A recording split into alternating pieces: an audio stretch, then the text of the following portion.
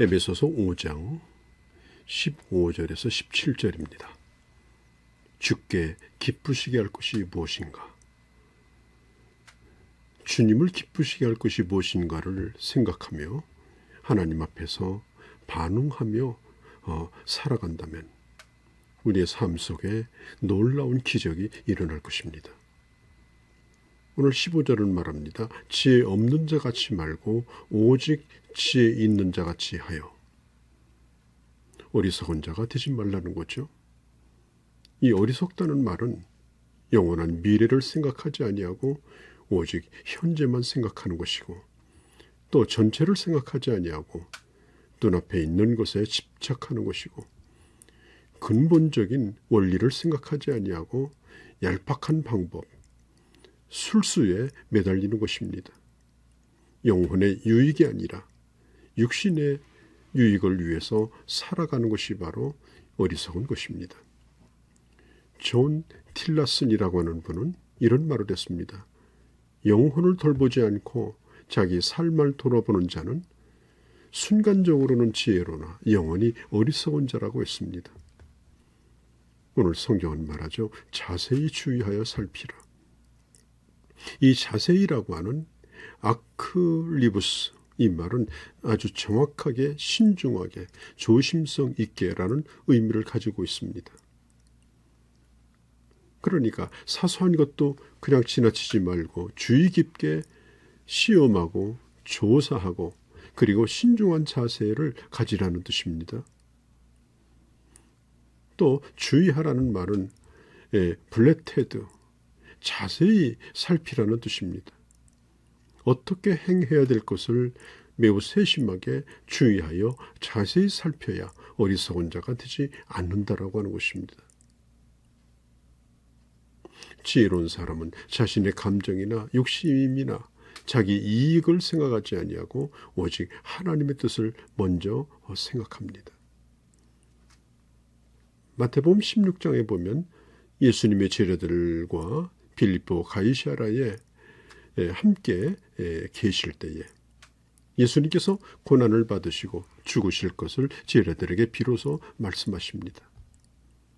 그때 베드로가 예수님의 앞을 가로막으면서 결단코 그런 일이 주님께 있을 수 없습니다. 그런 일이 있다면 제가 가만히 있지 않겠습니다. 죽을지라도 맞겠습니다. 주님이 고난받으신다는 말에 큰 소리치며 뛰고 있는 이 베드로를 꾸짖으며 주님이 하신 말씀이 사탄아 내 뒤로 물러가라. 너는 하나님의 일을 생각하지 아니하고 사람의 일만 생각한다라고 말씀했습니다. 이것이 바로 어리석은 자의 전형적인 특징입니다. 베드로의 어리석음은 거기서 끝나지 않고 결국은 주님을 3번 부인하는 지경에 이르게 되어집니다. 그리고 그는 전에 직업이었던 고기 잡으러 갈릴리 바다로 돌아가 버리고 맙니다. 우리 주님은 어리석어 실패한 베드로를 아주 버리지 아니하시고 그를 찾아가 다시 부르셨고 그를 사랑의 품에 품어주셨습니다. 그리고 지혜로운 사도로 거듭나게 하셨습니다. 우리가 알아야 합니다. 우리는 지금 비록 미련하고 연약함을 가지고 있을지 모르지만 하나님은 우리의 어리석음으로 우리를 실패하도록 그냥 두지 않으신다는 사실입니다. 그리고 결국은 괜찮은 하나님의 사람으로 나를 만들어 가십니다. 마태복음 7장에 보면 2개의 집이 등장하는데요. 하나는 바위 위에 지은 집이요, 하나는 모래 위에 지은 집입니다. 바람이 불고 비가 왔을 때에 한 집은 그대로 있었고 한 집은 완전히 홍수에 휩쓸려 흔적도 없이 사라졌습니다. 집을 지었다는 면에서 그들은 같은 행동을 했습니다. 행함이 없었던 것이 아닙니다. 겉보기에는 둘 다 아름다운 집을 짓고 있었습니다. 중요한 것은 기초가 뭐냐라고 하는 것입니다. 한 사람은 하나님의 말씀의 기초 위에 집을 지었고 한 사람은 자기 편리한 대로 편의주의에 의하여 집을 지은 것입니다. 자, 오늘날 자주 발생하는 오해가 뭐냐면 이 열심에 대한 겁니다. 그 사람 정말 열심 하나는 알아줘야 돼. 우리가 가끔 그런 말 하죠. 그러나 여러분, 그 열심만 가지고는 그걸 신앙이라고 말하기는 어렵습니다. 그 열심이 도대체 어디서 오는 것이냐, 무엇을 근거로 하고 있느냐, 그것에 대한 해답이 없이 열심을 낸다면 그게 문제가 되는 겁니다. 여러분, 이단이나 사이비가 얼마나 열심입니까? 참 이상한 것은 기초가 안 좋을수록 보이는 열심이 더 큽니다. 안정감이 없습니다. 열심을 내지 않으면 버림받을 것 같고 그리고 쓰러질 것 같습니다. 여러분, 자세히 주의하여 살펴야 합니다. 우리의 신앙의 행동의 원리와 우리가 가는 길에 대하여 우리는 스스로 엄격해야 합니다. 우리가 가고 싶은 대로 가고 하고 싶은 대로 하는 것이 아니라 하나님이 원하시는 그 길을 가야 합니다. 자세히 주의하여 그 길에서 벗어나지 않도록 하셔야 합니다. 자동차 면허시험을 볼 때에 필기시험을 보고 다음에 실기를 보았습니다. 이제 처음에 코스를 보고 나중에 주행을 하는데요. 코스를 돌 때 정말 정신을 차리고 돌아야 합니다. S자든지 T자든지. 제가 면허를 딸 때 그걸 돌 때는 어디서부터 핸들을 꺾어야 하는지, 어디서부터 들어가야 되는지 이걸 정확하게 기억했다가 그렇게 해야 그 차가 그렇게 갑니다. 그렇게 하지 않으면 금세 코스에서 벗어나서 소리가 납니다. 선을 밟으면.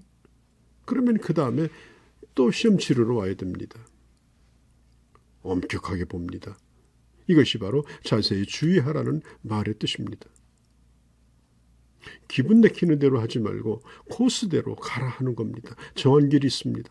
미리 그어놓은 그런 선이 있습니다. 그 안에서 행해야만이 합격이 되는 겁니다. 신앙도 그런 겁니다. 저 넓은 들판에서 내가 하고 싶은 대로 가고 싶은 대로 그렇게 차를 몰고 가는 것이 아닙니다. 그런 운전은 누구든지 다 합니다. 자기 멋대로 운전하는 사람은 실제로는 운전을 할 수가 없는 겁니다. 신앙생활도 마찬가지입니다. 자기 마음대로, 자기 내키는 대로, 기분대로, 감정대로 하는 것은 신앙이 아닙니다. 내가 하고 싶은 대로 다 하는 열심이 아니라 내가 정해놓은 목표를 놓고 내 소원을 주장하는 것이 아니고 고함치는 것이 아니고 떼쓰는 것이 아니고 하나님이 뭘 생각하는 건지, 하나님 뜻이 무엇인지, 하나님이 우리에게 주신 원리가 뭔지 그것과 일치하는가 하는 것을 우리는 신중하게 생각하고 그리고 주님의 사인을 받고 그리고 그걸 근거로 해서 행동의 근거로 삼고 살아가는 겁니다. 그래서 신앙생활은 어려운 겁니다. 어떤 큰 일을 했다고 해서 그것이 공이 되지도 않고요. 또 그것을 통해서 어떤 이익을 얻고 계급이 올라가고 그것도 아닙니다. 우리가 어떤 일이든지 부름을 받았을 때 부름을 받은 그 자리에서 항상 주의하여 그리고 내가 가고 있는 길이 옳은 건지 내 길이 지금 생명의 길로 가는 건지 아니면 잘못된 터 위에 집을 짓고 있는 어리석은 그런 신앙생활을 하고 있지 않는지 정신을 바짝 차리고 긴장하며 나가야 하는 것입니다. 그래서 나의 길이 아니라 주님이 정해놓으신 그 길로 나가는 귀한 주의 자녀들이 되어주시기를 바랍니다.